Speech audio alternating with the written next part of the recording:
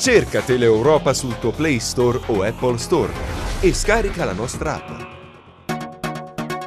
Il boato nella notte, un ordigno ad alto potenziale ha distrutto a Taurianova l'auto della moglie del sindaco parcheggiata nel giardino di casa. I carabinieri hanno avviato le indagini. Fabio Scionti, sindaco dal 2015, era stato già bersaglio di lettere anonime e atti intimidatori. Solidarietà naturalmente dal mondo politico. Vediamo.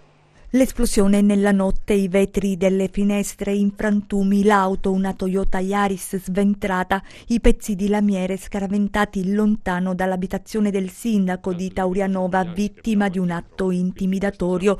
La macchina della moglie di Fabio Scionti era parcheggiata nel giardino di casa. Per gli inquirenti non ci sono dubbi, è stato utilizzato un ordigno ad alto potenziale. Pochi minuti dopo la mezzanotte, l'inferno, sul posto gli artificieri della sezione scientifica del comando provinciale dei carabinieri, le indagini condotte dai militari dell'Arma di Taurianova.